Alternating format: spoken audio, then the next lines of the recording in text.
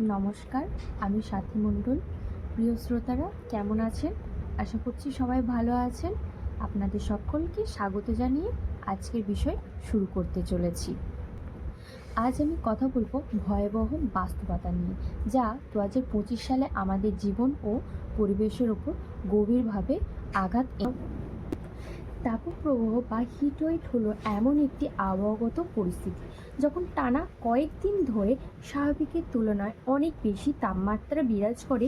2025 সালে তাপপ্রবাহ পরিস্থিতি বিশ্বব্যাপী আরও তীব্র ও দীর্ঘমেয়াদী হয়েছে, যার পেছনে মূল কারণ হিসেবে ধরা হচ্ছে জলবায়ু পরিবর্তন, এল নিনোর প্রভাব এবং অতিরিক্ত গ্রিনহাউস গ্যাসের নিঃসরণ।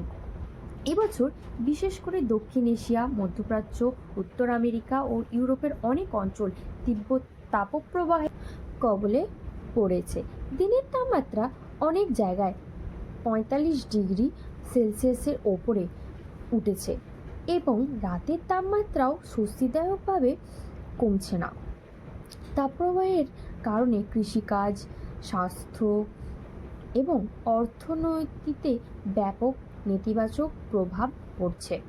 বিশেষ করে নিম্ন বয়সের মানুষদের জীবন সবচেয়ে বেশি বিপর্যস্ত হয়েছে।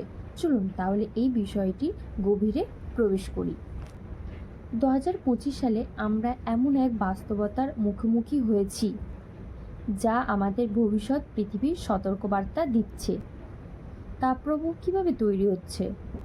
মূলত শিল্পায়ন, বনভূমি ধ্বংস এবং গ্রিনহাউস গ্যাস অত্যাধিক নিঃসরণের ফলে এটা হচ্ছে।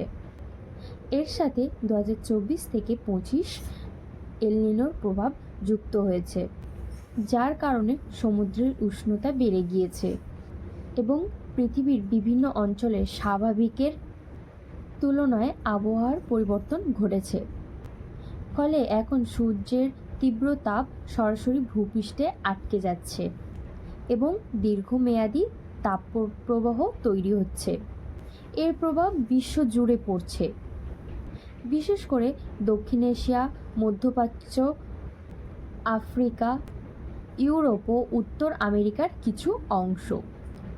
ভারত, বাংলাদেশ, পাকিস্তান, সৌদি আরব, স্পেন, মেক্সিকো এইসব দেশে রেকর্ড ভাঙা তাপমাত্রা বেড়েছে। 2024 সালের তুলনায় 2025 সালের তাপপ্রবাহ দীর্ঘমেয়াদী ও মারাত্মক হয়েছে। মৃত্যুহার বেড়েছে, পানীয় জলের উৎস শুকিয়ে যাচ্ছে, খাদ্য সংকট দেখা দিয়েছে।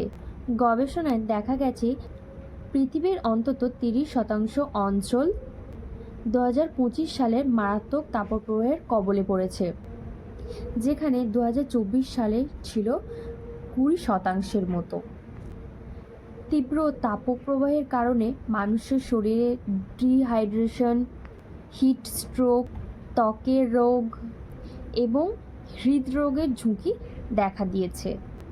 বিশেষ করে শিশু, বয়স্ক এবং গর্ভবতী নারীদের এই প্রভাবটি বেশি দেখা যাচ্ছে। কর্মজীবী মানুষদের জন্য এই প্রচণ্ড গরমে কাজ করা জীবনঘাতী হয়ে উঠছে।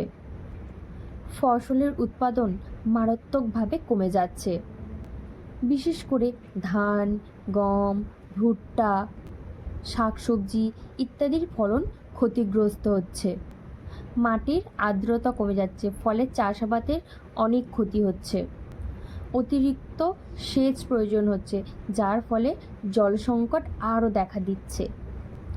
নদী, হ্রদ ও ভূগর্ভস্থ পানীয় স্তর উল্লেখযোগ্যভাবে নিচে নেমে গেছে। অনেক জায়গায় পানীয় জলের জন্য দীর্ঘ লাইনে দাঁড়িয়ে জল নিতে হয়। তো পানির অভাবে স্বাস্থ্য ঝুঁকি আরও বেড়ে গেছে। শহরাঞ্চলে পানীয় জল সরবরাহের আরও সংকট দেখা দিচ্ছে। প্রচণ্ড আর্দ্রতার কারণে মাটি শুকিয়ে যাচ্ছে, ফলে মাটির উর্বরতা নষ্ট হচ্ছে এবং মরুকরণের প্রক্রিয়া দ্রুত গতিতে এগোচ্ছে। মাটির উপরিভাগ ফেটে যাচ্ছে, যা ভবিষ্যৎ কৃষির জন্য একটি বড় হুমকি। তাপপ্রবাহের কারণে বিদ্যুতের চাহিদা রেকর্ড ছাড়িয়ে বেড়েছে। এসি, কুলার, পাখার ব্যবহার বেড়ে যাওয়ায় বিদ্যুতের খরচা অনেক বেড়ে গেছে। পাখার ব্যবহার বেড়ে যাওয়ায় বিদ্যুতের ঘাটতি দেখা দিচ্ছে।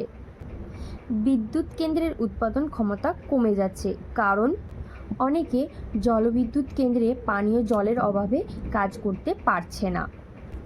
এর ফলে ফসলের ক্ষতি, পানীয় জলের অভাব, স্বাস্থ্য ঝুঁকি এবং মৃত্যু হার বৃদ্ধি, পরিবেশের ব্যাপক ক্ষতি এবং অর্থনৈতিক ক্ষতি এবং খাদ্যদ্রব্যের দাম বেড়ে যাচ্ছে।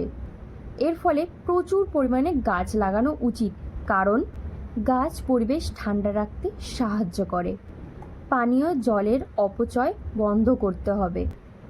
নবায়নযোগ্য শক্তির ব্যবহার বাড়াতে হবে, যেমন সৌরশক্তি। তাপ প্রতিরোধী ফসলের চাষ বাড়াতে হবে। জনগণকে সচেতন করতে হবে এবং সরকারি পর্যায়ে জরুরি পরিকল্পনা গ্রহণ করতে হবে। গাছ কাটা বন্ধ করতে, পানীয় জলের অপচয় এড়াতে হবে।